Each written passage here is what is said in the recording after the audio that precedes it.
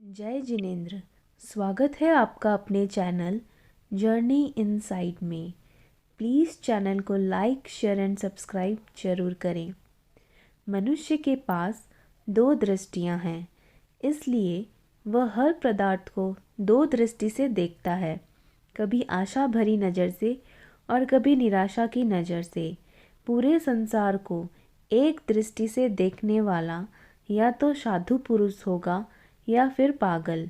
जिसके जीवन में दोनों का संतुलन होता है वह अधिक सुखी होता है, और जिसके जीवन में एकमात्र आशावादिता होती है वह पूर्ण सुखी होता है।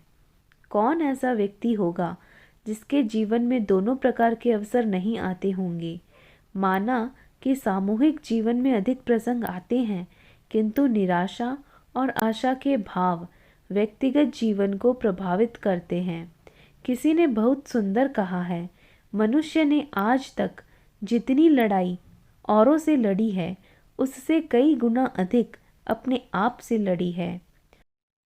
आदमी में अप्राकृतिक व्यवस्था है, वह दिन में कई बार खुश और नाखुश हो जाता है। यह प्रकृति से किया गया संघर्ष मनुष्य के लिए खतरा बन जाता है। इसलिए हम इस तथ्य से भली भांति अवगत हो जाएं कि हमारे निराशा भरे विचार कितने घातक हैं और आशा भरे विचार कितने उपकारक।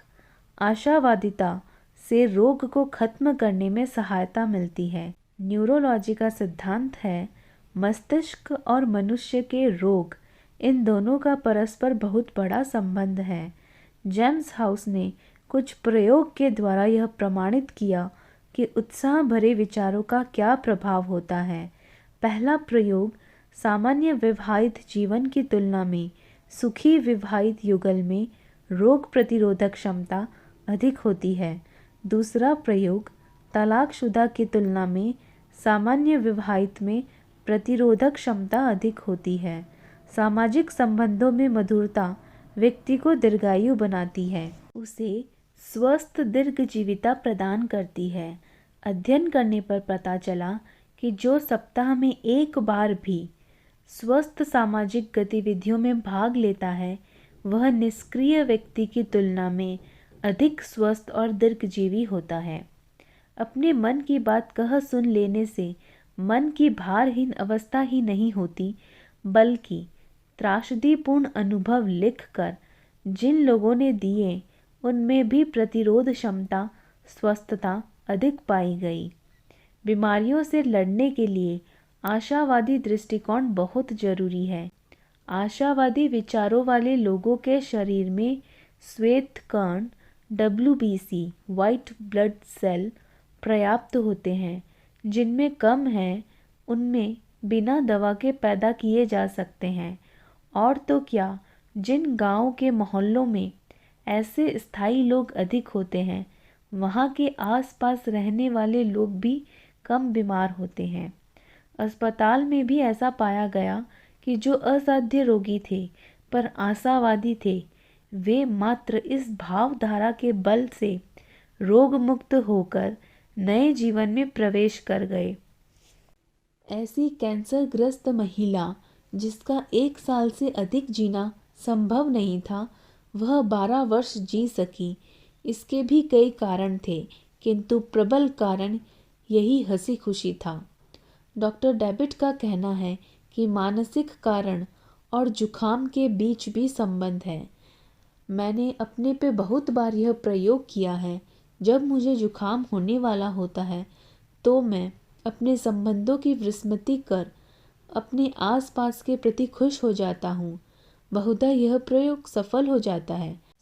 मेडिकल रिसर्च होने पर ज्ञात हुआ कि सहानुभूति के समय व्यक्ति के मुंह की लार में ब्लोकुलिन ए का स्तर बढ़ जाता है, जिसके फलस्वरूप श्वसन में होने वाले संक्रमण से बचा जाता है। इस प्रकार अनेक प्रयोग अब तक हो चुके हैं जिनसे यह प्रमाणित हो चुका है कि व्यक्ति के भावनात्मक स्तर पर उसका स्वास्थ्य निर्भर करता है। एक विचार प्राण शक्ति को बलवान बनाती है और एक विचार प्राण शक्ति का ह्रास करता है। प्राण शक्ति जैसे जैसे घटती है, व्यक्ति का जीवन शक्तिहीन, निराशावादी एवं निष्क्रिय बनने लगता है। सामूहिक जीवन में विचारों का टकराव होना बहुत संभव है। जैसे जैसे टकराव बढ़ता है, मनुष्य में निराशात्मक विचार पनपने लगते हैं। संघर्ष और विद्रोह के कारण मनुष्य इतना निराश हो जाता है कि फिर उसे कोई शक्ति खड़ा नहीं कर सकती। इसलिए जरूरी है कि भीतर में उसकी मानसिकता खंडित न हो। खुशी का जीवन सदा लयबद्ध होता है। जिस समूह में ऐसे लोग अधिक होते हैं, वहाँ अस्वस्थ मानसिकता वाले लोगों को क्रमशः सुधरने और संभलने का मौका मिलता रहता है।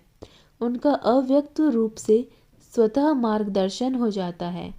जिस परिवार का नेतृत्व मिथ्या और निराशा रखने वाले लोगों के हाथ में आ जाता है, वहाँ नित्य नई कठिनाइयाँ और बीमारियाँ जन्म लेती रहती है। अतः प्रसंग चाहे स्वयं का हो या परिवार अथवा समाज का, हमारे चिंतन में, निर्णय में और हमारी क्रिया में सदा आशावादिता जुड़ी रहे। आशा का दिया जलता रहना जरूरी है, क्योंकि पता नहीं कब कहाँ किस मोड़ पर जीवन को रोशनी की ज़रूरत पड़ जाए।